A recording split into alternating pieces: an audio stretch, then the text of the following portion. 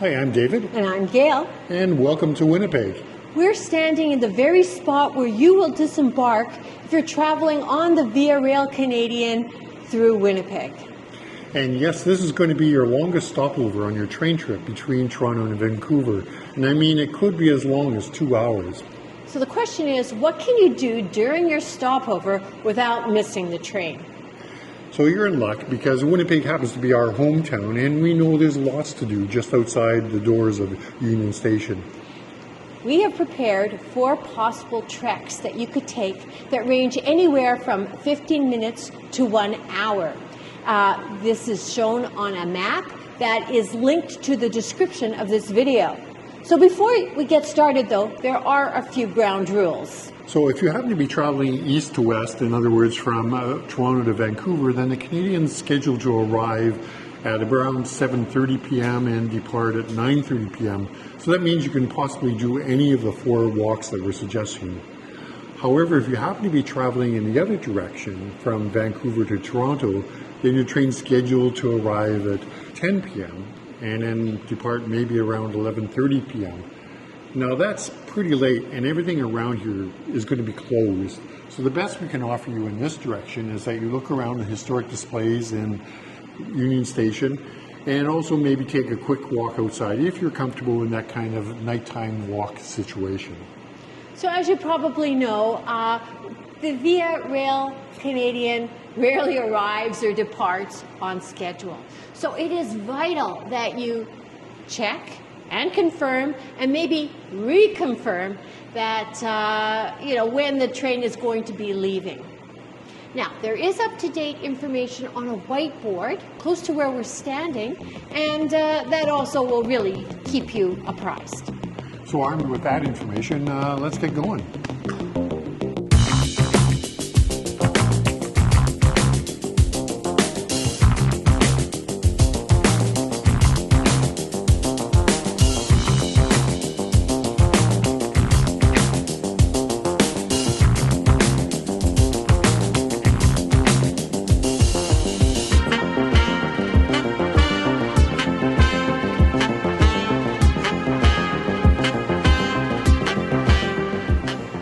For our first walk, we're going to turn right after exiting the train platform and head through the Union Station Rotunda. Union Station was built between 1908 and 1911 as a joint project of several railway companies, therefore the Union in the station's name. Those companies were the Canadian Northern, National, Transcontinental, and the Grand Trunk Pacific Railways. It is one of Winnipeg's many opulent Beaux-Arts structures and was designed by Warren and Wetmore, architects of the Grand Central Terminal in New York City. We're crossing busy Main Street and heading down Broadway for just a block until we get to the Fort Garry Hotel.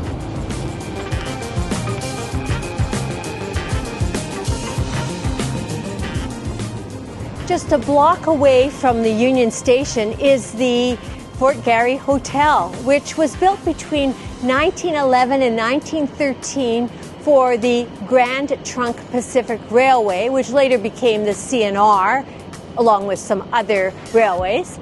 It was designed by the Montreal architecture firm that was Ross and McFarlane, the same firm that designed the Chateau Laurier in Ottawa at the same time. And both buildings are built of the same Bedford stone or Indiana limestone. So this is yet another example in Canada of one of those grand chateau railway hotels.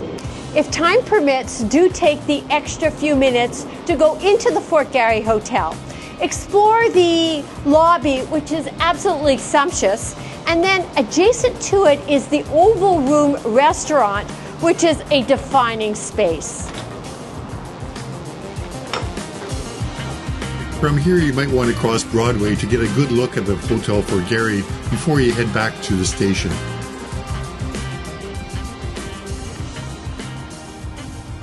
For other Fort walks, we will turn left after exiting the platform in the train station and head out the back door of Union Station. Now this area is known as the Forks today, but before that it was used as train yards, and before that there were 6,000 years of Indigenous history.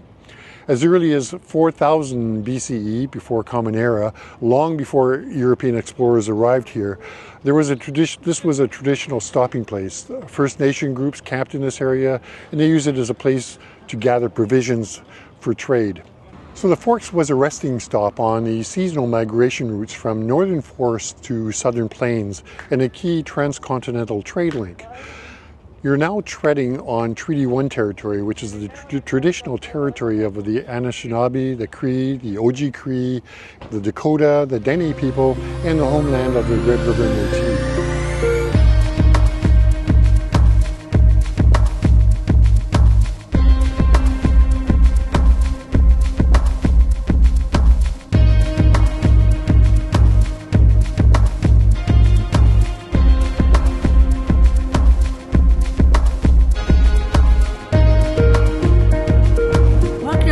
Will take us straight ahead.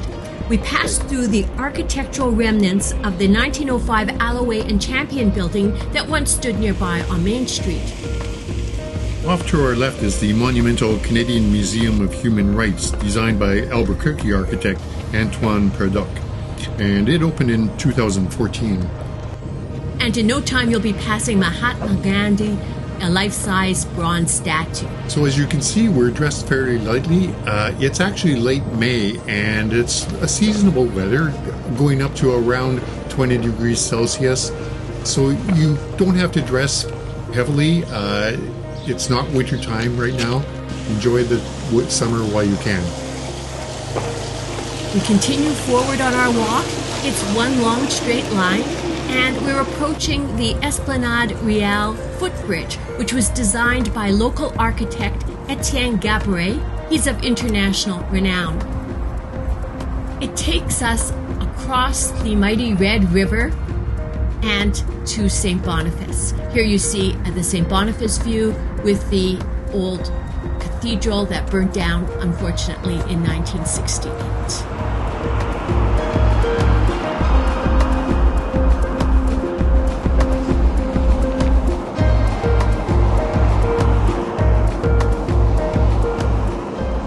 On the other side of the bridge is St. Boniface. And if you're doing this on your stopover on your Via Rail Canadian, it's time to head back. But let's say you had more time. Let's say you were spending some time in Winnipeg. We would certainly recommend that you come to this part of the city. It is part of Winnipeg, but from 1908 until 1972, it was an independent city of its own. The mission of St. Boniface was established in 1818, long before there was ever a city of Winnipeg. This is a wonderful place for its French ambience, and it is chock full of Franco-Manitoban institutions. So it's a lot of fun to visit.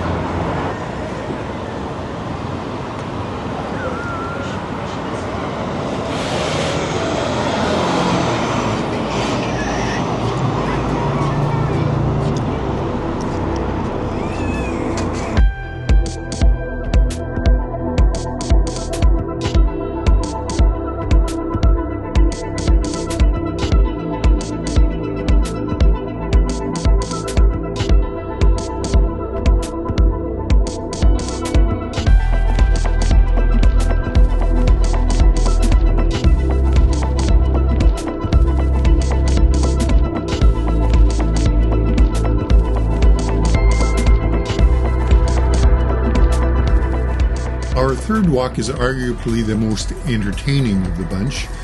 What we do is after we leave the station, we turn right and just parallel the train tracks themselves, the train station.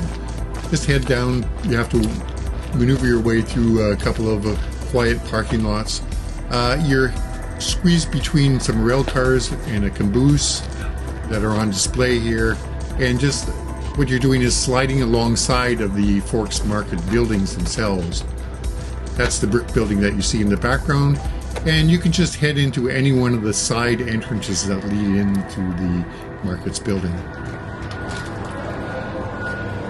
Historically, these were two stable buildings from 1909 and 1910, built for the Grand Northern and Grand Trunk Pacific Railways. Today, they have been linked and converted into a lively meeting place. The main floor is largely a collection of gift shops and unique food stalls that specialize in Manitoban cuisine. In the center is the Commons, where you can sample Canadian craft beers and wines. And if you're not too overstuffed with all the really good food that you get on the Canadian, you might want to take some time and pick up some local food and local craft beer as well.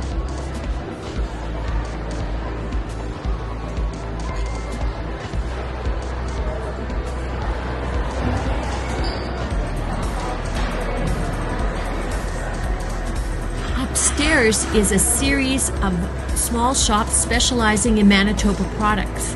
Many may be closed in the evening, but do take a look. The market buildings themselves are open until 10 p.m. on Sunday to Thursday and to 11 p.m. on Friday and Saturday. So unless your train is terribly late, you should be able to get into the Forks Market to look around. But remember, the 25 minutes we allotted for this tour is just for walking. It does not include touring the market buildings themselves, so watch your time accordingly. And a few floors up, and there is an elevator. You can go to the top of the tower to get a splendid view of the Forks and the city of Winnipeg.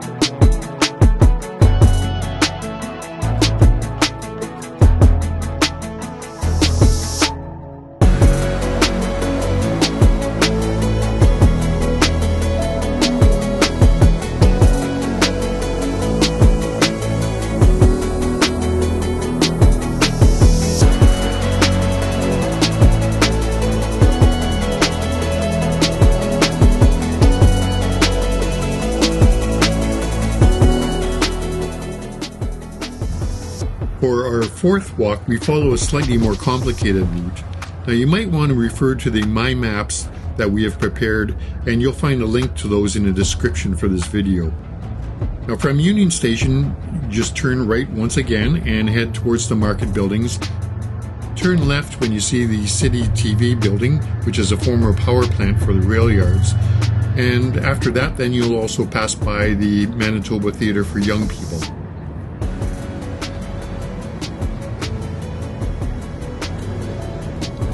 Head straight ahead and you will pass to your left the Inn on the Forks. Continue forward and you will see the Children's Museum, a former locomotive maintenance building. And then, turning right, you will run into the sunken amphitheater that is the Udena Celebration Circle, celebrating 6,000 years of First Nations life on this land.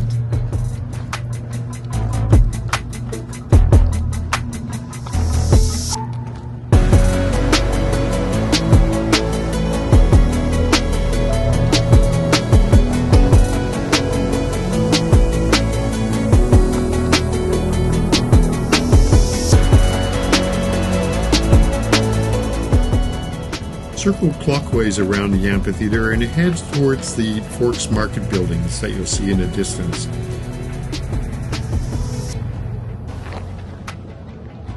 To your right is the brick Johnson Terminal building. Just follow the path alongside that, and that will take you towards the Forks Market. From this plaza, head down the stairs to the Forks Port on the banks of the Assiniboine River.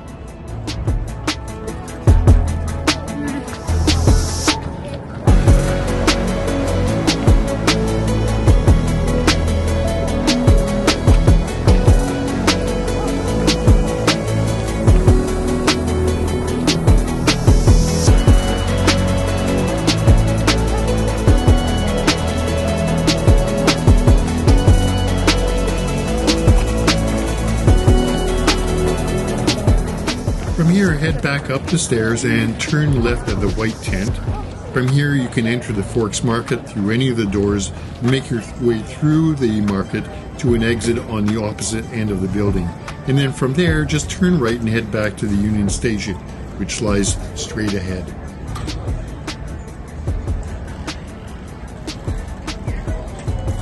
So we hope you have some time during your Via Rail Canadian stopover in Winnipeg to try at least one of these routes, maybe even more, who knows.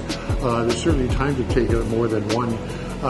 We do think that Winnipeg offers a lot for Canadian passengers going from Toronto to Vancouver. So we encourage you to get off the train, to explore. This is one of the best stopovers that you'll come across between Toronto and Vancouver. It's the only one where you're actually dropped into an urban space. So that's what makes it unique. So get out there and explore. And also, if you have any other ideas that you'd like to see or that you have explored around the train station in Winnipeg, then by all means leave a note in the comments below. In the meantime, we love to hear from you. And if you have enjoyed this episode, please consider subscribing if you haven't already. Till the next time. Bye-bye from Winnipeg.